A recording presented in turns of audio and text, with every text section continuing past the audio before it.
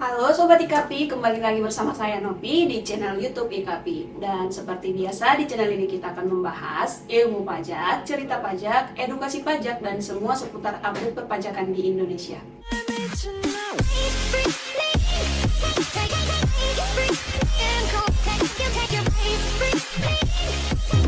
Di video kali ini kita akan membahas mengenai PPh 28 dan PPh 29. Sebagai warga negara yang baik, Sobat IKAPI pasti harus patut membayarkan pajak seperti PPh 28 yang mesti dibayarkan. Pajak sendiri mempunyai kegunaan salah satunya dalam upaya pembangunan negara. Sobat IKAPI pasti mau kan negara ini cepat bertumbuhnya? Bagi siapapun yang berpenghasilan, maka wajib membayarkan pajak dan retribusi setiap tahun. Yuk kenali apa itu PPh pasal 28 dan PPh pasal 29. Pajak penghasilan pasal 28 ini yakni pajak yang digunakan dalam surat pemberitahuan tahunan pajak penghasilan atau SPT. Pajak penghasilan 28 ini merupakan kelebihan pembayaran pajak di akhir tahun. Disebutkan dalam PPh pasal 28 bahwa ada beberapa jenis pajak yang dapat dikreditkan juga yang tidak dapat dikreditkan. Pelaporan pajak penghasilan 28 yang kelebihan bayar, maka kelebihan tersebut harus dikembalikan kepada wajib pajak atau diakumulasikan kepada pajak di tahun berikutnya.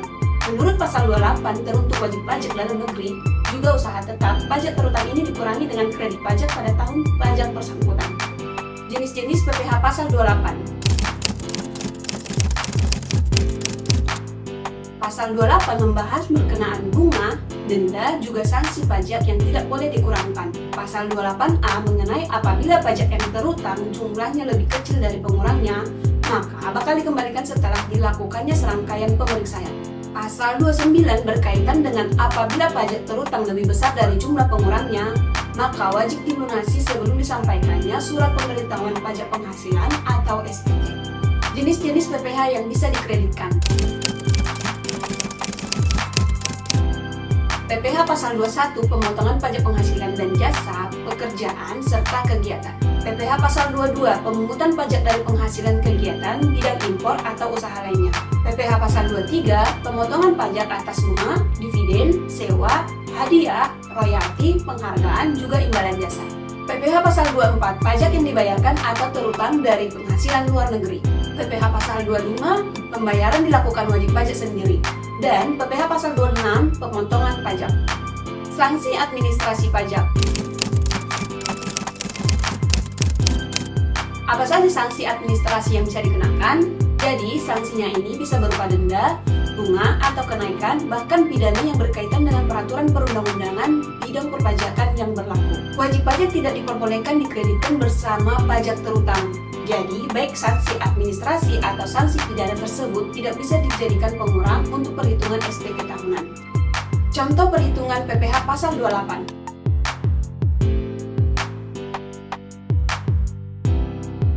PPh pasal 29 adalah pajak penghasilan kurang bayar yang tercantum pada surat pemberitahuan atau SPT tahunan, yaitu sisa dari PPh yang terutang dalam tahun pajak yang bersangkutan dikurangi kredit PPh. PPh 29 ini merupakan sisa dari PPh yang terutang dalam tahun pajak dikurangi dengan kredit PPh atau jenis PPh pasal 21, PPh pasal 22, PPh pasal 23, PPh pasal 24, dan PPh pasal 25. Singkatnya, pajak penghasilan 29 merupakan PPh kurang bayar yang diketahui pada saat melakukan serangkaian proses pelaporan SPT tahunan PPh. Perbedaan pajak penghasilan pasal 29 dan PPh 25. Pajak penghasilan pasal 29 memang berkaitan dengan pajak penghasilan PPh pasal 25. Seperti dijelaskan, pajak penghasilan pasal 29 merupakan pajak kurang bayar. Sedangkan PPh pasal 25 adalah angsuran PPh terutang.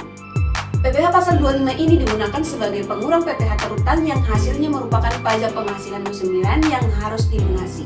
Karena pelaporan SPT tahunan PPh itu bisa dibilang akan dilakukan oleh setiap wajib pajak, maka pelaporan SPT pajak penghasilan yang menimbulkan kurang bayar sesuai ketentuan pajak penghasilan pasal 29, maka subjek pajak penghasilan 29 ini bisa terjadi pada wajib orang pribadi dan wajib pajak badan. Namun, pajak penghasilan pasal 29 kurang bayar ini jarang terjadi pada pelaporan SPT tahunan PPh 21, Bagi karyawan, karena besar pajaknya umumnya bersifat konstan alias tidak berubah setiap bulannya selama tahun pajak. Kecuali PPh 21 karyawan tersebut terdapat tambahan bonus atau pindah kerja pada 2 atau lebih perusahaan dalam 1 tahun dan lainnya yang menimbulkan pajak penghasilan pasal 29 kurang bayar. Ketentuan pembayaran PPh kurang bayar sesuai PPh 29. Sesuai ketentuan Undang-Undang PPh, pajak kurang bayar pajak penghasilan pasal 29 ini harus dibayarkan dan dilunasi oleh wajib pajak. Berikutnya, wajib pajak dapat melanjutkan pelaporan SPT tahunan PPh hingga selesai dan hasilnya nihil. Kapan batas waktu pembayaran atau pelunas pajak penghasilan pasal 29 kurang bayar ini? Untuk wajib pajak orang pribadi, kekurangan pajak yang merupakan pajak penghasilan pasal 29 ini harus dilunasi paling lama 31 Maret jika tahun buku tidak sama dengan tahun kalender, misalnya dimulai dari 1 Agustus hingga 31 Juli tahun depan, maka kekurangan pajak harus dilunasi paling lambat 31 Oktober. Sedangkan bagi wajib pajak badan, pajak penghasilan pasal 29 kurang bayar ini harus dibayarkan setelah tahun pajak berakhir atau 30 April. Apabila tahun buku tidak sama dengan tahun kalender, misalnya dimulai tanggal 1 Agustus hingga 31 Juli tahun depan, maka kekurangan pajak harus dilunasi paling lambat 30 November. Berikut tarif dan rumus dalam perhitungan pajak penghasilan pasal 29. Yang pertama, tarif pajak penghasilan pasal 29 orang pribadi pengusaha tertentu. PPh pasal 25 yang sudah dilunasi sama dengan 0,75% dikali jumlah penghasilan atau omset per bulan. PPh pasal 29 yang harus dilunasi sama dengan PPh yang masih terutang dikurang PPh pasal 25 yang sudah dilunasi. Yang kedua, tarif pajak penghasilan pasal 29 wajib pajak badan. Angsuran PPh pasal 25 sama dengan PPh terutang tahun lalu dikali 12 bulan. PPh pasal 29 yang harus dilunasi sama dengan PPh yang terutang dikurang angsuran PPh pasal 25. Cara bayar PPh pasal 29. Sebelum menyetor atau membayar pajak kurang bayar PPh pasal 29, Sobat IKP harus mendapatkan kode billing terlebih dahulu dari DJP sebagai syarat membayar pajak yang disetor menggunakan SSP. Setelah mendapat kode billing dari DJP, selanjutnya membayarkan pajak kurang bayar tersebut melalui ATM atau anjungan tunai mandiri, internet banking atau teller bank atau pos persepsi. Itu tadi informasi mengenai PPh pasal 28 dan pasal 29.